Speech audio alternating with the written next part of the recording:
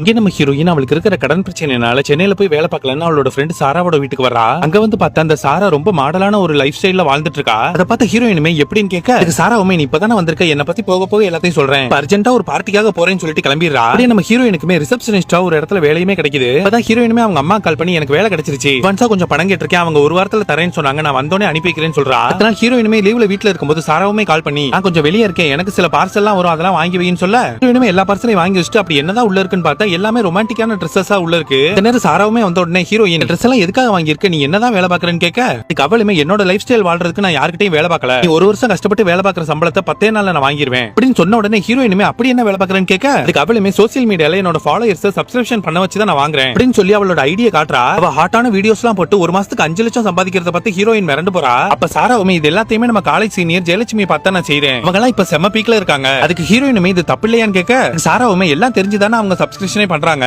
எல்லாத்தையும் உனக்கு சொன்னா புரியாது, ஒரு தடவை நீயும் இதை அனுபவிச்சேன்னா இதை விட்டு நீ வெளியே வரமாட்ட அப்படின்னு சொல்லி ஹீரோயினோட ஃபேஸ காட்டாம அவளுக்குமே ஒரு ஐடியா ஓபன் பண்ணி கொடுத்துறா. உடனே ஹீரோயினுமே அந்த காலேஜ் சீனியர் ஜெயலட்சுமியோட ப்ரொஃபைல் எடுத்து பார்த்தா அவ லைஃப்ல நடக்கிற எல்லாத்தையுமே ஷேர் பண்ணிட்டு ஒரு ஹைஃபையான வாழ்க்கையில வாழ்ந்துட்டு இருக்கா. ஏன்னா ஹீரோயினுமே ஆபீஸ்ல போய் அட்வான்ஸ் பணம் கேட்டா அதுக்கு அங்க இருந்த மேனேஜருமே ஆபீஸ்ல இப்போதைக்கு தரமாட்டாங்க, அவன் என்னோட பர்சனல் அமௌண்ட் தரவான்னு கேட்க, அவன் எந்த இன்டென்ஷன்ல பேசுறான்னு புரிஞ்சுக்கிட்டு ஹீரோயினுமே அங்க இருந்து கிளம்பி சாரா சொன்ன லைஃப்க்கே போயிருவோம்னு சொல்லிட்டு சாரா கிட்ட வந்து எனக்கு எந்த மாதிரி வீடியோ போடன்னு தெரியலன்னு சொல்ல, அதுக்கு அவளுமே பாக்குறவங்களோட ஆசையை தூண்டுற மாதிரி வீடியோஸ் போட்டா மட்டும் போதும்னு சொல்லிட்டு ஹீரோயினுமே வீடியோ போட ஆரம்பிச்சு அதுல இருந்து நிறைய சம்பாதிக்க ஆரம்பிக்கிறா. அதனால கடனையுமே வேமா கட்டிக்கிட்டே இருக்க. அவங்க அம்மா கேட்கும்போது சில சேலரி இன்கிரிமெண்ட் போட்டாங்கன்னு சொல்லிடுறா. அடுத்த கொஞ்ச மாசத்திலே ஹீரோயின் இந்த சாரா விட அதிகமான ஃபாலோவர்ஸையும் சப்ஸ்கிரிப்ஷன்ஸையும் ரீச் பண்ணிடுறா. அதுக்கப்புறம் கூட இன்னும் பணம் சம்பாதிக்கணும்னு ஆசையில பிளாக் ஸ்பாட் வெப்சைட் குள்ள போய் இன்னும் ஆட்டான வீடியோஸ் அப்லோட் பண்ண போறேன்னு சொல்ல, அதுக்கு சாராவுமே நீ எதுக்காக இங்க வந்தியோ அதை விட அதிகமான பணமே சம்பாதிச்சிட்ட, அப்படியே ஊருக்கு போய் ஏதாவது பிசினஸ் ஆரம்பிக்கலாம்னு கேட்கும்போது அதுக்கு ஹீரோயினுமே அன்னைக்கு நீ சொன்ன மாதிரி தான் இதுக்குள்ள வந்தோன்னே எனக்கு ரொம்ப பிடிச்சு போச்சு, நான் இதை விட்டு போக மாட்டேன்னு சொல்லிடுறா. அப்பதான் ஹீரோயினுக்கு ஒரு ஐடியில இருந்து மெசேஜ்மே வர ஆரம்பிக்குது. இல்ல ஹீரோயினை ஏற்கனவே தெரியும்னு சொல்லி ஹீரோயின் வீட்டுல இருக்கும்போது எடுத்த பர்சனல் வீடியோஸ்ல அனுப்ப ஆரம்பிக்கிறா.